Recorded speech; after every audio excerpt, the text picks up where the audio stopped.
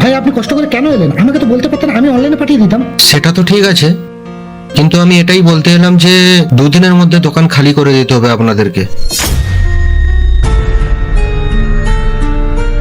কি ব্যাপার জানেন, আমার একজন রিলেটিভ ও দোকান খুলতে চাইছে, তাই আপনাকে একটু তাড়াতাড়ি বলতে হলো। ঠিক আছে ভাই, ছেড়ে দেবো।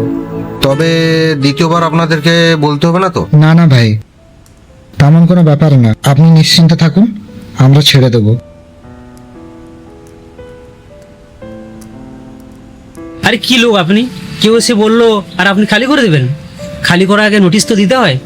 দেবু, আমি যেটা মনে করি ভগবান যেটা করেন ভালোর জন্যই করেন। বিশ্বাস করো দেবু, যেটা হয় ভালোর জন্যই হয়। ওসব তো ঠিক আছে, আমি 7 বছর ধরে কাজ করছি, আপনি 7 বছর ধরে দোকান চালাচ্ছেন। আর একটা কথা, ওই যে উত্তম ভাই এসেছিল না, ওর কোনো রিলেটিভকে কোনো দোকান দিবে না, ও নিজেই দোকান চালাবে। ওনার হিংসা হচ্ছে। আমি এটা আগে থেকে জানতাম, মার্কেটের লোকগুলো আমাকে বলেছিল যে উত্তম ভাই তোমাকে দিয়ে দোকান খালি করাবে। কিন্তু একটা জিনিস জেনে রাখ দেবু, উপরে যে বসে আছেন না, উনি কিছু না কিছু ভালো ভেবে রেখেছেন। ঠিক আছে স্যার, আপনি যা ভালো মনে করেন করুন, আমার ওখানে কাজ পড়েছেন, যাচ্ছি। উত্তম ভাই এসেছিল হোটেলে, দোকান খালি করতে বলেছে। বুঝতে পারছি না এত তাড়াতাড়ি কিভাবে দোকান খালি করব। 2 দিন সময় দিয়েছে। তুই নিজে একটা দোকান খুলেলে দাদা। কি বলছিস ভাই, আমার কাছে তো এত টাকা নেই যে একটা এত বড় দোকান খুলে নেব। দেখ দাদা, আমার অ্যাকাউন্টে তো কিছু টাকা আছে, আর তোর কাছেও তো কিছু টাকা আছে। দেখ, নিজের দোকানে শান্তি মতো ব্যবসা করতে পারবি, কেউ কিছু বলতে আসবে না, নিজের মতো ব্যবসা করবি।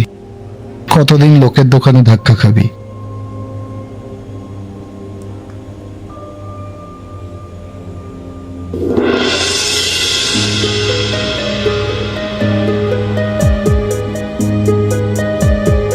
ভাই আপনি কেমন আছেন?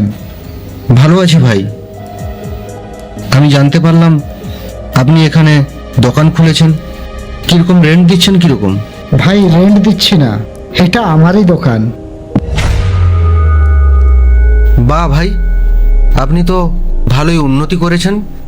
এইসব আপনারই জন্য হয়েছে ভাই, এই জন্য আপনাকে আমি থ্যাংক ইউ বলতে চাইছিলাম। আমাকে আমাকে থ্যাংক ইউ কেন ভাই? কথায় আছে না ভাই, যখন আপনার উপর সংকট আসবে তখন ভগবান একটা আপনার জন্য ভালো রাস্তা খুলে দেবে। আমার সাথেও ঠিক সেটাই হয়েছে। আমি তো কোনোদিন ভাবতে পারিনি যে আমার একটা নিজস্ব হোটেল হবে। আমি তো ভাড়াটে হোটেলেই খুশি ছিলাম, কিন্তু যখন আমার দিকে সব রাস্তা বন্ধ ছিল, আমার ভাই আমাকে কিছু টাকা দিয়ে হেল্প করলো, আর আমার কাছে কিছু টাকা ছিল, আর সেটা দিয়ে আমি আমার এই হোটেল খুলেছি। সেই জন্য আপনাকে থ্যাংক ইউ বলার ছিল। না না ভাই, আমাকে থ্যাংক ইউ বলো না। এ তো ভালো কথা যে আপনার উন্নতিতে আপনি আমাকে থ্যাংক ইউ বলছেন। আমি এই কারণে আসছিলাম, আমি ওখানে দোকান খুলেছিলাম, কিন্তু ঠিকঠাক কাস্টমার হলো না, তাই দোকান বন্ধ করে দিলাম। যদি কোনো লোক থাকে তাহলে অবশ্যই জানাবেন, আমি আবার ভাড়া দেব।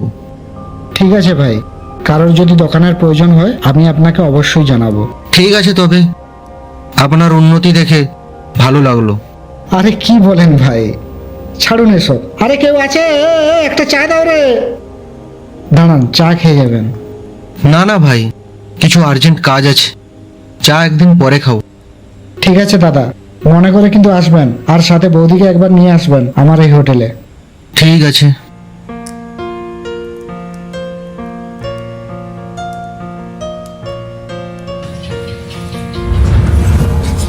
ভাই আপনি ঠিক কথাই বলেছেন, ভগবান যা করে মঙ্গলের জন্যই করে।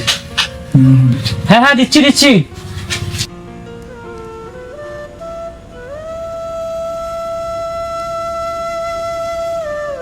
ঘড়ির কাঁটা যেমন দিনে 2বার একই জায়গায় এসে মিলে যায়, ঠিক তেমনই মানুষের জীবনেও খারাপ সময় স্থায়ী হয় না। এক সময় সেটা কেটে যায় আর ভালো সময় ফিরে আসে। ঘড়ির কাঁটার মতোই জীবন, সময় বদলাবে আর অন্ধকারের পরেই আলো আসবে।